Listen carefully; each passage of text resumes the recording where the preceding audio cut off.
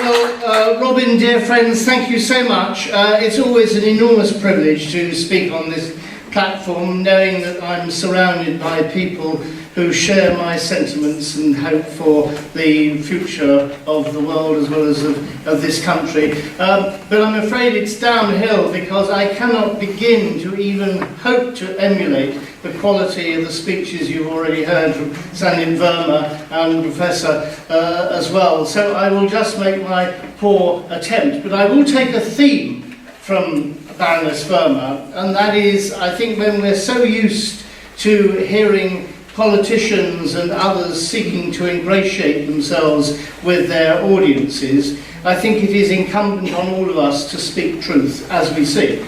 It may not be as others see it, but nevertheless, to speak the truth, warts and all. And so I'm going to be quite brutally frank with you. Let's face it, 2016 so far has been the most ghastly year.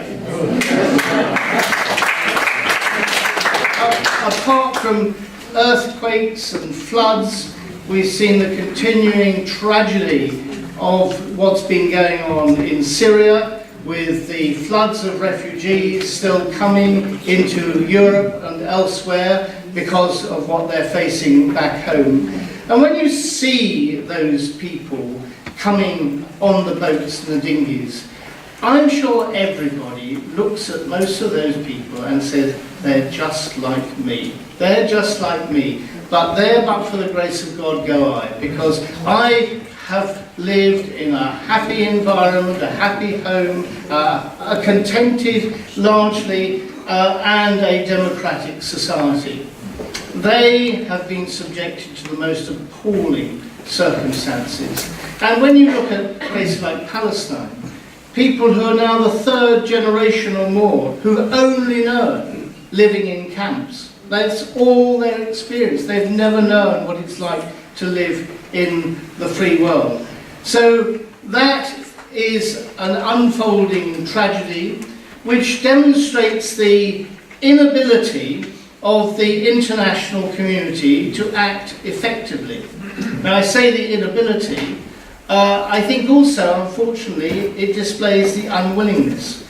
Now, to a certain extent, the international community can only do so much, and one has to recognise that when faced with a situation such as Syria, where there are so many disparate parts, it's very difficult to know what the future will unfold. But I do think there is an obligation on the West there, because most of the problems of the Middle East you can trace back to the end of the First World War and the way those countries were carved up by the victorious powers at the time.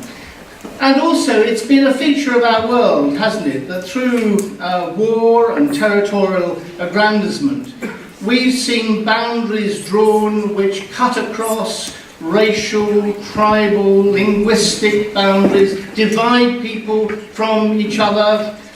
Britain is not exempt from this. We left boundaries in Africa which were drawn along lines of longitude and latitude you can't even see on the ground. I remember when we had the debate about what was then Northern Rhodesia, being told you could never ever get two different tribes to work together like the Shona and the Matabele, and yet they were juxtaposed together. I've been to South Africa, where a greater number of Swana people live south of the Malopo River than live north of the Malopo River, in a self-sovereign state called Botswana, which has been a sovereign state for years, and yet those people south of the Malopo River have not had their own state.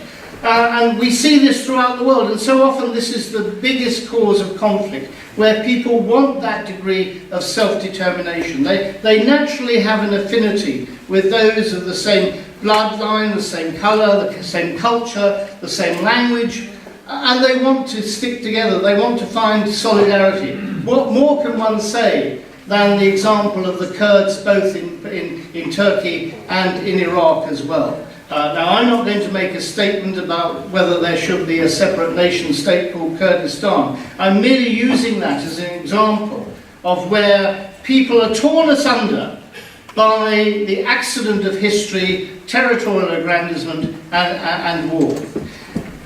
But going back to my theme of 2016 not being a great year, of course we've had the massive uncertainty, to which already reference has been made, of the election of President-elect Trump. We don't know what his foreign policy is, it's absolutely true. Although I think one can take a much overworked phrase that Donald Trump's supporters take him seriously but not literally, whereas the media take him literally but not seriously. So I think to a certain extent much of the words that have been spoken are ones probably in a way he's exemplifying, having stood against the establishment, the very truth of the establishment itself. In other words, to say one thing but actually to do or mean something completely different. But we must wait and see. But this creates a massive degree of uncertainty about foreign policy, policy towards Russia and Mr. Putin, and what is going on in the Middle East as well. We are about to see a new Secretary General of NATO, of the United Nations. I can only hope, and I don't mean this to be insulting, but I can only hope that Mr. Guterres will be a far more effective UN Secretary General than Ban Ki-moon has been.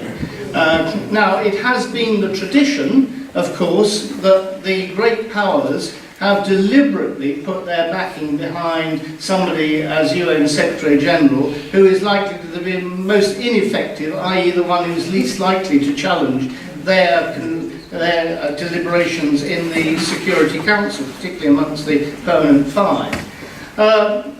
This year, my organisation, the World Federalist Movement, based in New York, with the 1 in 7 million campaign, actually started to insist on greater transparency on the way the Secretary General is chosen. And this is a very important aspect. We did actually have hustings. We did actually have people setting out a manifesto of what they wanted. It's never happened before. And we want to translate that not just at the level of Secretary General, but also all international appointments, where the people of the world can actually see who are these people?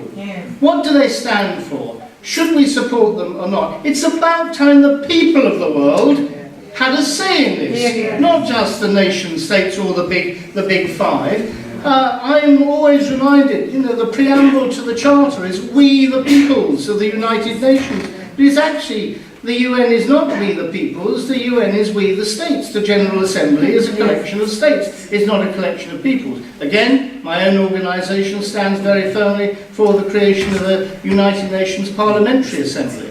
As an advisory body, not as a determinant one, but as an advisory body at the UN to actually scrutinise the workings of the UN and its agencies as well.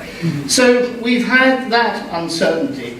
Then, of course, we've had the added sadness for me, and that is the South Africa lodging its notice of intention to withdraw from the International Criminal Court back in October, which will take effect a year later, and with Burundi and Gambia following suit as well. And I fear others may also follow suit.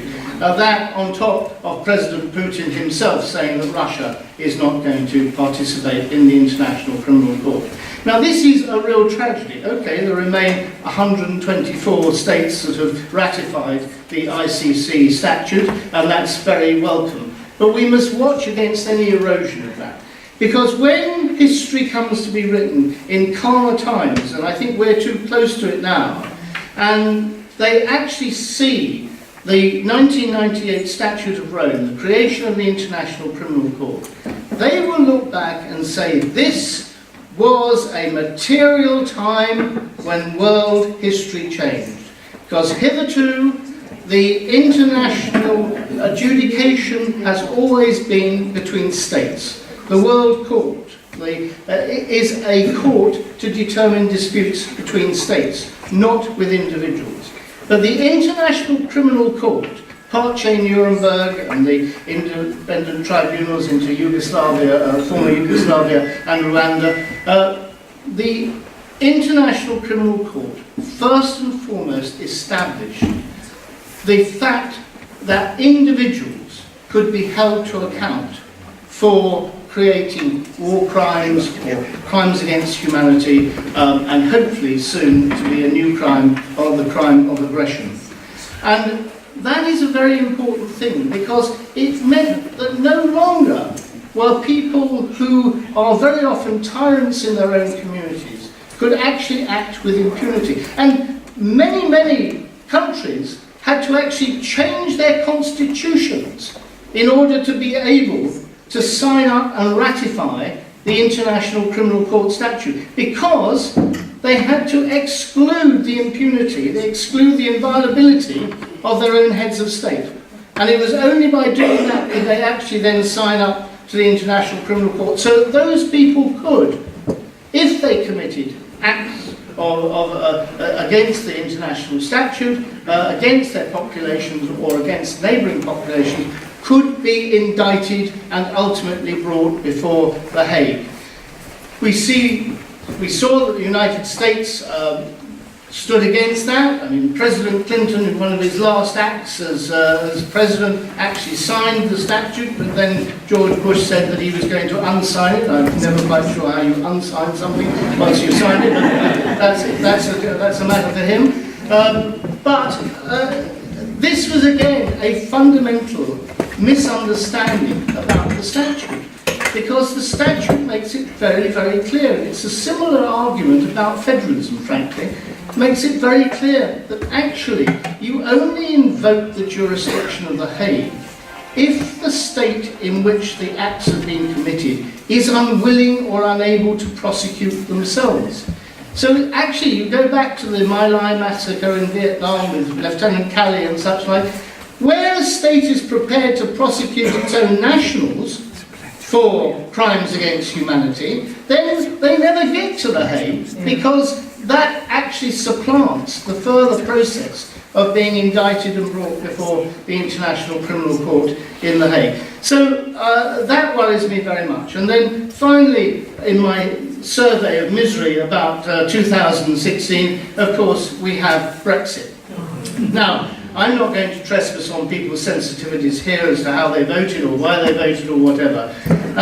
But I think at one level you can say Brexit signified, sadly, a retreat into narrow nationalism, a reversal of the faith in and confidence in international institutions of countries working together. I don't think they pitched that too highly. I think that's the signal that's gone out around the rest of the world, whatever else we may understand in Europe itself. But the signal is Britain no longer wants to work with its close neighbours in a whole variety of different issues, whether it's on environmental issues, climate change, or trade, or anything of that nature. And when we look around the world, we see container ships laid up. Look at the World Trade Organization figures. Massive reduction in global trade at the present time. Protectionism is rife. People are turning in on themselves into that kind of narrow nationalism, which we know is so dangerous, because we know that actually in a world where the rich are getting richer and the poor are getting poorer, in this country as well, as we've just seen from recent figures, then there is going to be a greater sense of those who feel dispossessed and unlistened to. And I think we probably share the view that many of those people who voted to leave the EU did not do so on European issues at all. It was a signal to the political class, what I term English Trumpism. It was a signal to the political class saying, we don't think you're listening to us, we want to fire a shot across your bows to warn you that we need to be listened to. We haven't participated in this globalization increase in wealth, which you may see in London, but you don't see in some other parts of the United Kingdom. And that is a message that is not just unique to the United Kingdom. It is one that we have to take seriously in the rest of the world. People need to know they have a voice.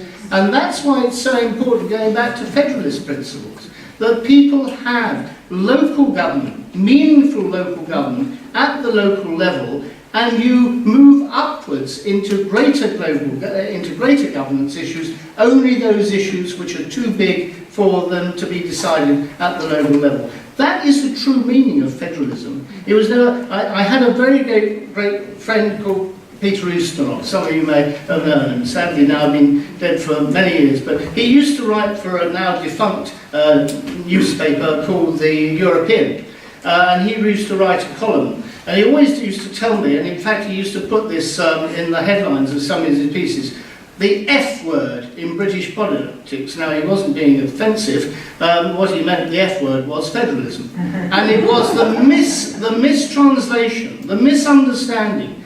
And we see this in people around the world, the misunderstanding that is fostered by those who wish to seek division. And that's why I talk about speaking the truth, because I think we need to do that. So I want to end just by really endorsing what's already been said about hope. Because I think when people like you and I feel our backs are against the wall, when we feel the world is moving in a direction which is inimical to its own best interests or long-term prospects, when we see people abusing others in one way or another, we feel angry. And we need to translate that anger into political activism and into solidarity and showing that we do stand firm. I applaud those people who said, we are going to take refugees into our own homes. Whatever the government may do about it, we're going to take them into our own homes. That is individual political activism.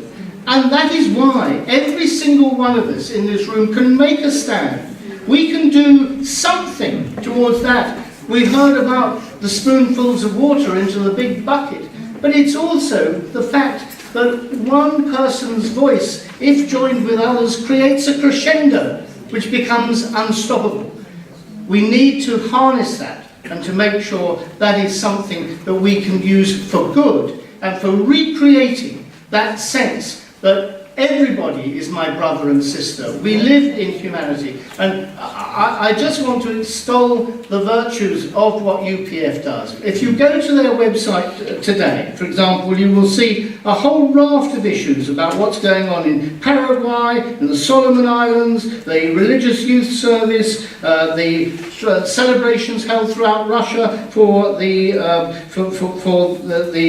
International Day of Peace, the work that's being done in Indonesia, for example, and those themes that are up there on the website for everybody to see, which make a comprehensive whole of hope for humanity. And that is something that we must espouse. Thank you very much for this.